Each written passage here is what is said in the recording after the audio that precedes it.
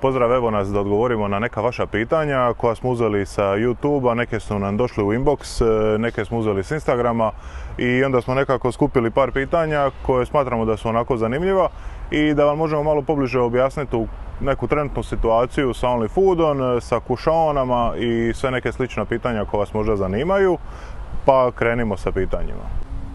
Prvo pitanje od Boki Bokija. Sezona je, tako da vjerujem da je to razlog zašto ne radite kušaone. Mene zanima gdje i šta trenutno radite i šta uradite sa lošim proizvodima iz kušaone. Pozdrav i samo snimajte bilo šta.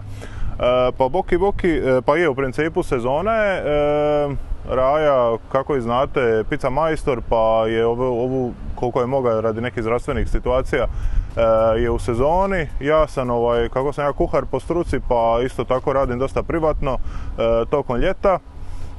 Tako da dosta nam to je pojelo nekakvog vremena za same te kušaone, za neko to samo snimanje, a i tako smo vidjeli da ljeto i možda nije neko najgledaniji period da što se tiče pregleda, pa smo više to, ajmo reći, prebacili na zimu, kad imamo malo više slobodnog vremena i kad se nekako možemo malo više posvetiti tome.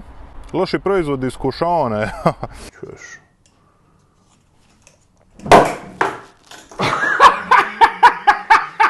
Šta znam, mislim, nije toliko puno loših proizvoda, neki su bolji, neki su gori, ali nisu sad toliko loši da je to nejestivo, tako da podijelimo međusobno, u principu bi izvlačimo štapiće, pa ko izvuče najkraći može birati šta želi odnijeti, a nas dvojica podijelimo šta je ostalo, a neke smo i bacili, bilo je par stvarno loših, kao što su bila ona pjenušava vina, to je stvarno bilo užas i onda smo i u principu, a šta ćeš, ništa, proliješ ih i ideš dalje, nije se stvarno isplatilo to čuvat.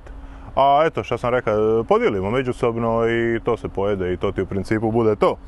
Krunoslav Karačić, gradacija sendviča na bauštel je bila vrh. Mogli bi za ozbiljno snimiti 3-4 brza menija za bauštelu sa hranjivim, a opet kaloričnim namirnicama, nešto inovativnije, modernije, jer vjerujte mi, ni bauštelci nisu što su nekad bili. Pa tu i tamo na našem kanalu pustimo nekakve recepte koje radimo u suradnji s jednim trgovačkim lancem. To su u principu klasični neki kućni recepti, ništa prezahtjevno, ništa prekomplicirano, opet ukusno i nutritivno bogato. Vjerujem da bi se nešto moglo izvući iz toga za nekakvu bauštelcu, pa da skuva dan ranije i ponese na posao, pa da pojede nešto konkretno, jel? Crno-bijeli TV. Jesu li dobre plaće u restoranima na sezoni? Plaćali više kuhare ili pizzaiole? Pa jesu, plaće su na sezoni super, naravno, sve ovisi kako gdje. A što se tiče sami nekakvih plaća od do, naravno to je dosta širok pojam, jer ovisno gdje radite sezonu, jel to otok, kopno, Split, Dubrovnik, Makarska, sve je to različito. Da neka otprilike što se vrte ovako, što je meni na vrhu glave, naprimjer perač posuđa bez problema u objektu koji radi dobro i naravno da je poslodavac fair, korektan i do 1000 eura bi mogao bez daljnjega imat, i onda vam dalje idu nekako plaće od 1500, 2000, 3000, mislim znani kuhara koji imaju preko 5000 eura plaću, ali to su šefovi kužine i ljudi stvarno profesionalci u tome, znaju šta rade i kako to rade. I poanta priče je da kuhar je taj koji će napraviti u teoriji posao u restoranu sa nekim dobrom hranom gdje će se gosti vraćati i gdje će sam restoran moći staviti neke konkretnije cijene za ponuditi, i samo tako i zaradu će bolju raditi, tako da mogu se super plaće uvatiti, ali naravno ovisi o vašem iskustvu, znanju i koliko ste spremni za to raditi, što se tiče sati. Leo Zagreb, isplatili se pred kvalifikacije za kuhara, već 2 godine radim u kuhinji, iako mi to nije struha, želja mi je ostati u ugostiteljskim vodama, pa me zanima koliko bi realno značilo i pomoglo doškolovanje. Pa da, sigurno, obavezno, bilo to preko HZZO-a da ideš da ideš večernju školu, pa u turističku, već gdje se nalaziš. Ovdje u Splitu znam da postoji 2, ja mislim, privatne, koje ti isto mogu dati zvanje kuhara. Ok, ako ne naučiš nešto sada konkretno što ćeš moći iskoristiti puno, dobro je imat, danas sutra ne znaš di će te nekako karijera voditi i di će ti možda to trebat. Ako se ne varam, čak da otvoriš svoj restoran danas sutra ili neki ugostiteljski objekt, mislim da moraš imat zvanje kuhara ili slično, možda je se to mijenjalo, možda nije, ne znam. Ali mislim da je dobro. Mislim da je dobro napraviti preškolovanje, a ako možeš priuštiti i ići privatno, mislim da je to još bolje, jer sigurno ćeš i naučiti stvari koje možda i nisi do sad znao i koje možeš dalje iskoristiti i unaprijediti neko svoje znanje i tehnike i sve slično, tako da. Zdravi vi ili drugovi moji, evo nas na ravnim njivama. Došao sam odgovoriti par pitanja što ste postavili, pa ne znam, da ne dužim, da ne lupetam bez veze, da odmah krenemo sa time. Prvo pitanje od druga Frzelina, kako komentirate cijene pice u Splitu 95 kuna do 105 kuna, dok u Rimu, Napolju i tako dalje su cijene do cca 70-80 kuna, maksimalno 90 i to u vrhunskim pizzerijama. Kvalitetne namirnice guraju i oni, čak i kvalitetnije od nas. Poskupljenja su i pogodila Talijane i cijelu EU, a isto cijene ne divljaju kao ovdje. Je li ljudski da domaćem svitu popust makar simbolično 10% i onako će ostaviti to u manči čisto iz respekta? Sad. Čak su jeftinije cijene u Napolju, ako ćemo gledati, jednome ne znam, La Michela, mislim da je 5 eura margarita, da je 3 eura marinara, ali vi morate kontati samo ovako da to pogledate. Kupi drniški pršut u Napolju i kupi ga u Drnišu. Ima ćete pitati kako ćeš ga platiti.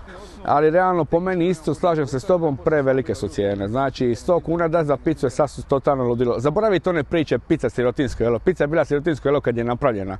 Ona je davnih dana izgubila svoj status sirotinskog jela. Isto tako hobotnica prije 60 godina se bacala, jer da te ko vidi da jedeš hobotnicu, reka bi vi siromaja.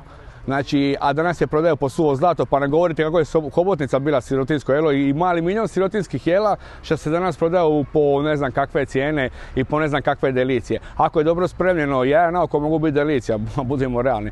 Tako da se vratim na temu, da ne duljim puno, ja sam samo bacio analogijicu. Slažem se da je skupo, slažem se da bi usred sezone i tokom sezonskih mjeseci, tipa 7., 8., 9. najviše, možda čak i 6. da bi trebalo biti 10% na domaći svit popust, mada realno gledajući po mene bi trebale biti realne cijene, da nema nikog popusta, nego da imamo cijenu koju bi trebali imati, znači kad uzmeš obzir koja je kvaliteta, ko ti radi, koje namirnice koristi, gdje se to mjesto nalazi, koliko ćeš dobro dobiti, koliko ćeš brzo dobiti, da bi sve to trebalo donekle ući u cijenu. Normalna stvar, ne može jedan sad naplaćivati picu istu cijenu što mu treba, ne znam, 45 minuti da je prokleto napravi, neko što ti radi u 5 minuti dati 3 puta bolji proizvod nego što će ti ovaj dao 45 minuti, tako dalje, tako dalje. Previše tu faktora. Ali opet da se vratim, ne želim tek tako reći slažem se s tobom, želim ti isto da pogledaš malo i drugu stranu, da to nije tek tako, ali slažem se da bi definitivno trebala biti jeftinija cijena pizza u Splitu. Rajne najdraža pizza, možda sastojci na njoj, možda u kojem video rekao pa sam preskočio, samo nastavite jako pozdrav, 1ST ili First ili kako god, ne znam ja, prvi Spličanin možda. Uglavnom, moja najdraža pizza bi bila dalmatinska verzija marinare, znači pizza marinara pelat, u originalnoj izvedbi je pelat, maslinovo ulje, origano i hoćete li baciti na tanke kriškice, na tanke fetice češnjak. Ne stavim uopće origano, nego stavim niti maslinovo ulje, nego maslinovo ulje, petrusimu ili češnjak pomiješanu u jednu, kao reći, smjesu, što je u nas tako reći tršanski umak, ako se ne varam, i prolijem to po pici i to zapečem, stavim malo više pelata nego što bi stavljeno bilo koju drugu picu i to je to. Za mene je iskreno omiljena pizza, zato što mi je više, moram vam priznati, koliko sam ih poja i svi ti sirevi i sve te kombinacije i kombinacije, da ovdje su mi se popele, puna mi ih je pipa, više ne mogu ih gledati. Mr. Murke ili Murky, koji će nam raja spremati specijalitet osim pice, mora da zna ja šta ga. Ne znam zapravo kuvat, realno gledajući. Sve što mi treba nađem po netu i napravim jednostavno ili ovo ili ono varijaciju na temu. Doduše znam kuva pašticadu, mogao bi vam spremiti pašticadu na moj način, a to je ono jedno od rijetkih jela što baš onako znam i što čak i ne trebam ponovo otvarati kuharicu i gledati šta ide u njega. Ali ostalo, ja nisam kuvar, probao sam kao kuvar, jednostavno mi nije išlo te riže, te manistre, te točevi ovi, točevi oni, kvari se ovo, treba ono, daj brate moj, ono što, da ne beštimano gdje pipi mi od toga. bilo mi jednostavnije uzeti isto, namazat pelaton, išlo me zabavnije zaraditi, možeš bacat, možeš se zafrkavat, možeš raditi akrobatski, možeš raditi što te volja sa tim poslom, tako reći, puno je zabavnije nego kuharstvo. Meni osobno, ne kažem da je tako, nemojte me krivo shvatiti, ali meni osobno bilo puno zabavnije, prema tome noćni moćni, raja kako je biti punjena paprika. Znači kriminalno i to je bilo, ima sam Gigija, ako znaš Gigija, još kad je bio tada u naponu snage, odijelo je bilo napravljeno za njega, znači da sam 3 puta ja ušao u njega, ne bi ga uspio popuniti. Ali okej, uskuva sam ko životinja, sve me poslije toga srbilo, sve je bilo šugavo, čim smo završili snimanje, bacili smo taj kostim u smeće momentalno tamo. Ja mislim da smo završili na Kašunima i kada smo uspjeli uzbrdo, vidio sam smeće, samo sam ga šiknija.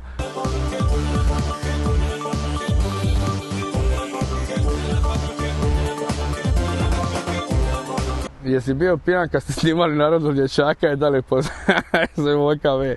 A Vojka V, znam ga, on mi je drug, znamo se još od kad smo bili mlađi, isto smo u školi bili, on je bila generacija iznad mene. Ivo isto sa njime, Ivo mi je isto drug, nije da se sad družimo da smo ali kad se vidimo prikaj smo, pozdravimo se, sve rock and roll, nije da ovce čuvamo skupa ili tako nešto. A što se tiče Narodne, samo ću reći ovako, znači, bila je upravo ta priča, ćemo li glumiti da smo pijani ili ćemo se zapravo opiti, onda je došla Mara, izvuka je doslovce karton onih rakija i neki 10-15 litri vina i onda je bilo, janje je tu bilo, vrtilo se, sve se ostalo vidjeli. Znači bili smo pijani ko šlape, opili smo se toliko životinski da smo došli poslije toga u birtiju u Kortune, bivša u Spinutu dok je još radila i da je tu još veći show bija, znači bilo jače nego na snimanju, samo ću ti to reći, ko je vidija, ko nije, ne znam šta je propustija. Mario Spanjić, jel prvo sir pa šunka, ajmo, morili smo me. Slušao, dobro. Jel da je prvo sir pa šunka ili obrnuto? Puno pizzerija stavlja prvo šunku pa tek onda sir. A ne znam, gledaj, iskreno nisam nigdje pročita pravilo, ali otprilike kako ja to gledam, prvo stavim pelat pa sir pa na to stavim šunku, jer želim da mi se šunka u onih minutu i 10 sekundi što se peče, želim da se samo malo zakvrči, da ono malo vlage pusti po siru što će pustiti. Ne želim je kuvati ispod sira, jer kad staviš sir iznad ona se ona malo zakuva. Ne kažem da je to loše, ne kažem da tako ne bi trebalo ići, ali to jednostavno nije ono što mene pali. A Tvrtko Vidović, da ne bi ispao bezobrazan, zašto se poslije bolovanja nije vratio tamo gdje je radio, pozdrav. A jednostavno mi je istekao ugovor i to je to, oni ga nisu htjeli obnoviti, nisam nija bio doslovce nešto baš pretjerano željan da ga obnovim. Kako bih vam rekao, razišli smo se na najnormalniji mogući način, kraj ugovora, hvala lipa, doviđenja i to je to. Boki, sezona je tako da vjerujem da je to razlog zašto ne radite kušaone. Mene zanima gdje i šta trenutno radite i šta radite sa lošim proizvodima iz kušaone. Pozdrav i samo snimajte bilo šta. A Boki, brate, slušaj, znači ovakva je situacija, što se tiče tih proizvoda, lupali smo bim bam bom ili ko bi udrija manjaču, taj uzme najbolje što je bilo od toga, ili bi uzao manjaču da mu ne utrpaju u boču kad su bili stvarno loši proizvodi, kad nismo tili, u većini slučajeva ili damo ili skupimo ili žmuknemo na licu mista ili bacimo ča. A što se kušaone tiče, dobro, ja sam se bio dosta zasitio, i Gogi isto, doduše čovjek je dobio dijete, ne može ga očekivati, sad mora paziti tu, mora još sa strane svoje poslove što ima da bi živio, naravno. Ja sam isto bio štufan svega toga i trebala mi je pauza i uzeli smo jednu dobru pauzu, međutim sad i nemamo prostor, možda da nađemo neki kvalitetniji prostor da se neko ponudi da ustupi ili da napravimo neki deal pa bi se i ta kušaona čak i mogla nastaviti, ali ko zna kod recića zima možda se vratimo opet na vaše ekrane sa tim glupostima. Hamlet Rex, kao klinac sam znao jesti dječju, to je to pitanje. Kao klinac sam znao jesti dječju zubnu pastu od jagode. Kakve su šanse da napravite kušaonu sa kaladontima, odnosno pastama za zube? Ovo je odlična stvar, znači što je najbolje, ovo mi čak i napravio. Ovo mi je falilo, ovako kad sam tražio nešto da napravimo novo, nešto drugačije, zapravo mi je to bila ideja. Da nije više manistra koja je bolja, ili bolje ovo i nekako smo došli do toga da više nisu, ne znam, nisam čovjek koji može stati tu i biti govoriti ovo je dobro, ovo nije, više mi je do zafrkancije i do napraviti nekoga šušura nego zapravo nešto normalnije reći, zato su mi trebale malo i apstraktnije namirnica, ali ovo mi je dovoljno apstraktno, tako da jer iduća kušavna što bude bit će Skaladonti, uzet ćemo ove dječje sa okusima i probavat ćemo i sve, znači Hamlet Rex svaka čast na ovome, a što najgore svega zna bi ja cicin kad sam bio mal, kad bi naletio na tu dječju rijetko kad bi ima, ali zna bi ja čočni to. Evo mene opet, ovo je po ulozi naratora, naš čovjek za sve, jer naš mozak operacija, ja sam samo jezik, nije zadovoljan kako zvuči u voice-overu, pa palicu mikrofona prepušta meni. Što se tiče Q&A ili ti ga questions and answers ili ti ga pitanja i odgovora sekcije, bilo još neki pitanja, ali nisu bili toliko interesantni, jer iskužili smo da nisu zanimljiva pa smo ih jednostavno zaobišli. U svakom slučaju budite pozdravljeni i do idućega puta, do slušanja, do gledanja, do zabavljanja skupa s nama. Čuvajte se, zdravi, veseli bili, pozdravlja vas vaš Raja.